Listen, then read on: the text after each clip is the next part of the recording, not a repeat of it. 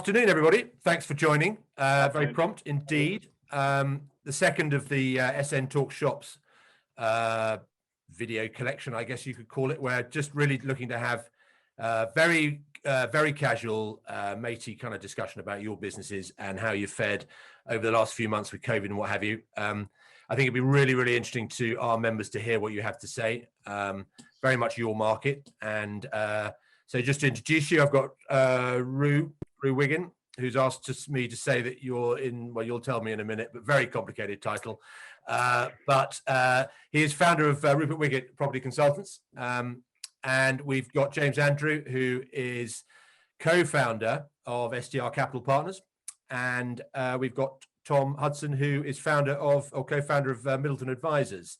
So we've got the city, or London rather, country, bit of commercial, bit of residential, everything covered by three market gurus. And Roo, let's go to you first. How's it been in London during COVID? What's the market like for you? Well, Dawes, I think we've all been very lucky, the property market, residential as a whole. London has been pretty good. I mean, obviously, apart from the initial lockdown, we've been able to function.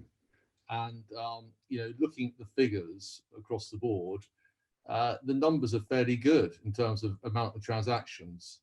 The prices have been fairly flat, but transactions have been good. Okay. And I think that we've been all been very lucky that we've been able to move. Yeah, cool. And James, what about the high street? What about commercial property? Well, we deal with investment, asset management, not only in the southeast but across the whole of the country, actually, in all sectors. So we've seen a huge difference in transaction levels and focus from, as you can imagine, a huge amount of asset management in the early days when tenants weren't paying their rent, and we were working on behalf of clients very hard, diligently, to try and collect as much rent as we could, to various transactions during the latter part of the year. Product has been quite thin on the ground, and as everyone's read, the high street is having a bloodbath in terms of both occupational demand, trading, and there's much more of that to come, we think, later this year.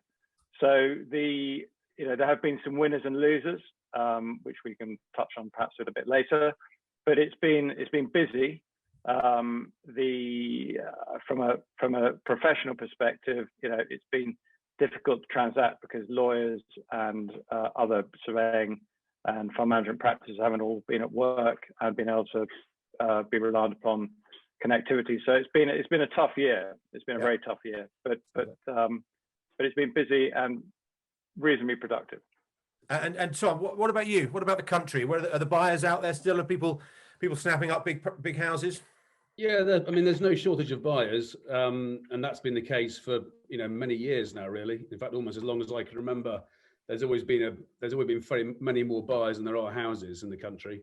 I think that there's a backlog of people who haven't been buying for the last 3 or 4 years because of general elections and Brexit.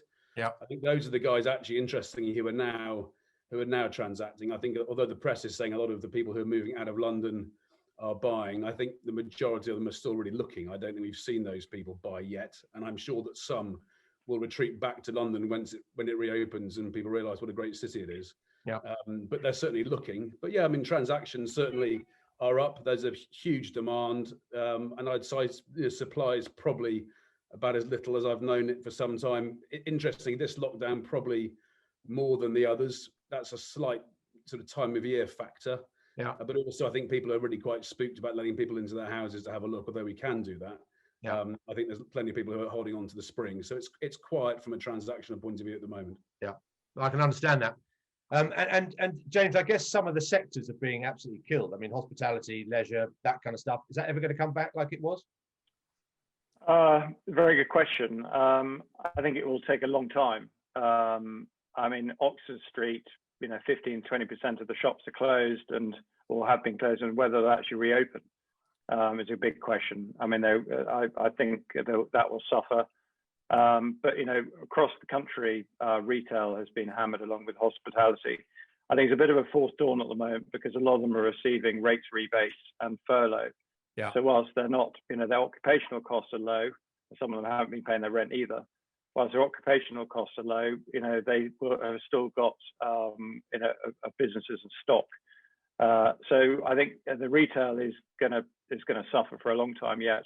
Yeah. There have been some winners. I mean, logistics and industrial sectors have been continuing at a pace. In fact, Q4 was probably one of the largest ever transactional levels of industrial logistics in the last few years. And yields have been hardening and rents getting stronger. So that sector has been strong. Offices, flat.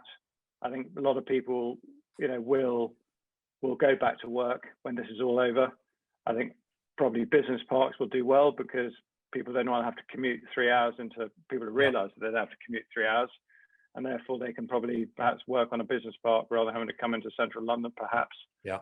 And of course, the hospitality hotels are shut. So it's a very mixed bag. And depending on which side of the fence you are, you either had a reasonably good year or a really, really tough. And just a really thick question: do people just simply not pay rent? Are they just going, we're not paying, can't pay, won't pay? Really? Mixed bag. Some don't who should. Yeah. Who have been trading throughout this. So I'm not going to mention names, but there are retailers who have not been paying their rent when they've been trading. Others have been paying their rent when they haven't been trading. So a very mixed bag. But of course, at the moment, all retailers are protected under the government moratorium. So you can't take out proceedings against rental arrears at the moment. I mean, that will come to an end, but that's that's probably an hour's debate. Yeah. But it will I think it's going to get tougher because once the government mandate or the government protection ends, rates start kicking in, rents start kicking in. It's going to be a long recovery for a lot of businesses, not just retail necessarily. And James, just on the landlords, what cover have they got? Very little. I mean, you saw there was a recent ruling in the High Court about business interruption insurance, which may protect some landlords or indeed some tenants as well. But that's a long way to play out. But the landlords have very little protection. I mean, you can't enforce anything. I mean, if a tenant doesn't want to pay the rent at the moment, unless you've got a rent deposit, you can take the money from the rent deposit. But even some tenants have been challenging the right to take money from the rent deposit. So if you're an investor who's got debt, you can't pay the rent, you can't pay the service of the debt. So it's a virtuous circle of a difficult period.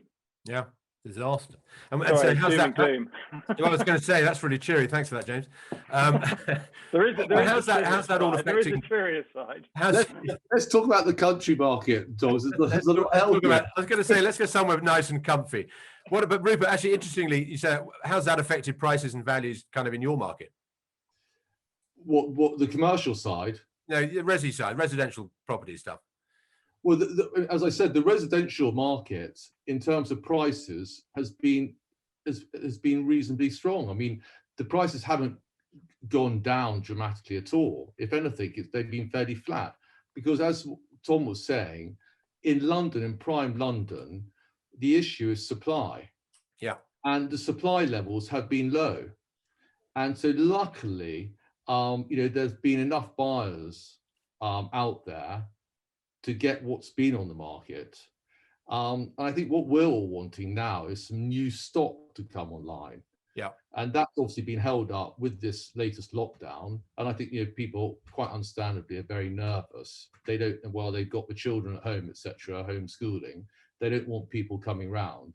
Yeah. And so therefore we haven't seen what is usually happening this time of year. You get that new wave of properties coming to the market.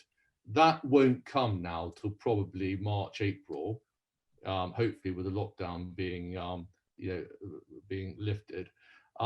So therefore, as a result, the buyers have got little choice out there. But, as Tom was saying, the market is good, that there's plenty of buyers. And we've been very, very busy. Yeah. Out of interest, Ru, is there a difference between the demand for flats compared to the demand for houses now? I imagine that more and more people are wanting that outside space, aren't they? That market's probably moved more than the apartment market. Absolutely, Tom. So the market which has been the busiest has been, the domestic market, domestic buyers buying the houses. If you ask kind of how's the top end flat market, that's been very, very tricky. I mean, Knightsbridge has been a bit of a ghost town. The internationals, they've obviously haven't been able to fly over. So that affects the market dramatically. I think that initial lockdown where people were locked up at home, and if they were in apartments with no outside space, that was obviously fairly restrictive. And as a result, where the demand has been in the houses. Yeah. And Tom, have you noticed, I mean, you're very pertinent to our business, you're noticing a change in sort of school sort of search criteria and all that sort of stuff? Yeah, I have actually. Moving out to find schools in the country? No, it's a good question, because I think what we've seen over the last year is more and more people who are doing the classic move, coming out of London for prep schools and commuting into London to go back into work, and the family remaining in the country. That's changed in so much that the commute back in for the majority of either half are working or both halves are working in London, because they're not in as much, almost without question, that they think the future will change. They're probably 3 or 4 days a week rather than 5, or maybe 2 rather than 4. So they're prepared now to look at longer commutes, and they're suddenly, the sort of the Castle Carey station or the Kemble station, pop onto the radar as far as their search criteria go, rather than being at any of those sort of half-hour, 40-minute hubs, which are normally the mainstay of that market, which are the Didcot Basingstoke station. So we're seeing people prepared to go further out, and that I think has brought in a different seam of schools for those who are commuting regularly into London, especially all those great schools around Shaftesbury. There's plenty of sort of good dose of prep schools down there, and I think those schools there have seen quite a bit of interest, and with families who are prepared to go a little bit further than they would have done before. So there is a difference. Yeah, there is. I've spoken to a lot of admissions people at certainly at prep level, who's saying actually admission numbers are great. They're seeing a real rise in that, which is fantastic. Because that is a tricky sector at the moment, obviously for obvious reasons. Okay, look, we're going to wrap up reasonably quickly. But one thing, fun enough, when we do interviews with headmasters, and I always ask them, because I'm massively impressed with how schools have handled. I know they get a lot of flack, but how they've handled, on the whole, this whole COVID and home learning and all that sort of stuff. Like, they've had a complete nightmare, but stiff upper lip and all that sort of stuff, they've done very, very well. And I've always asked them what, through COVID, what have they done differently that they have found actually they might want to carry through beyond COVID? How's it affected their daily life, their work life, that actually for the positive? And I might ask that of you guys. You're all holed up at home, and it's very different. No one's in an office and all that. So how have you found it? Far away at will. I think for us, one of the biggest challenges of business has just been seeing each other in the business. On the social side, obviously, it's been very, very hard, and however many quizzes you want to do or Zoom meetings you want to do, it's just not the same. So I think going forward, when we do have the opportunity to get back together, and I think that'll be quite special and something which we'll savor and recognise will be more important than we did previously. Yeah. So I think probably from an internal point of view. James? I think it's been difficult from a productivity level, because you don't have the opportunity to go and have a quick chat with someone in the office about a particular opportunity or an investment or something, and therefore the spontaneity of being able of transacting has been difficult.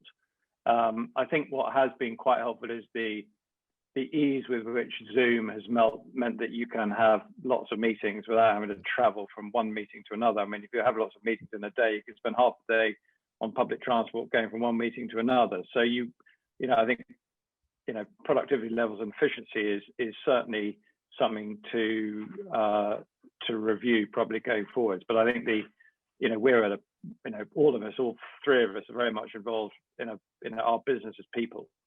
And one of the things you need people. And I think one of the hard things has been for not necessarily our generation, but the younger generation, where you go to work, your work becomes your social life as well. Yeah.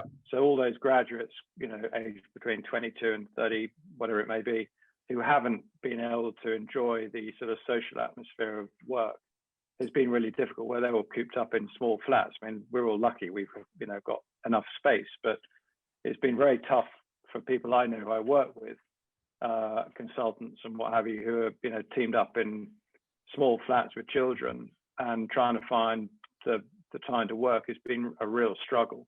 Yeah. So I think there is a desperate need for people to get back to work. So I do think that the sort of this work from home philosophy that will happen indefinitely won't happen. We'll all migrate back to the office at some point. Probably not quite as much as often. There will be changes, but I think we will move back. Yeah. So it's been an interesting period. What about you, Roo? Because your golf hasn't got any better, so presumably that's it hasn't really worked for you, working from home, has it? So I'll tell you what, I think looking on the positive side, I think for our business, it's the virtual tools now. I think you're going to see it in every property, that you will get virtual tools. And I think on behalf of a lot of these international buyers, I think as us agents, when we're looking for properties on behalf of them, I think there'll be a lot more videoing. Yeah. So I think that's what I've seen, certainly, as a real positive from the lockdowns we've had. But as I said, we've been very lucky as a business, the residential side, that we've been able to go out and buy and sell property for clients. I think the Zoom meetings for all of us have been hugely beneficial.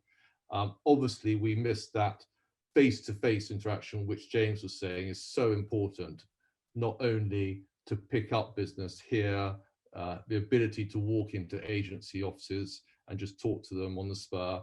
But I think the Zooms have been really beneficial, and I think that will be a great asset going forward.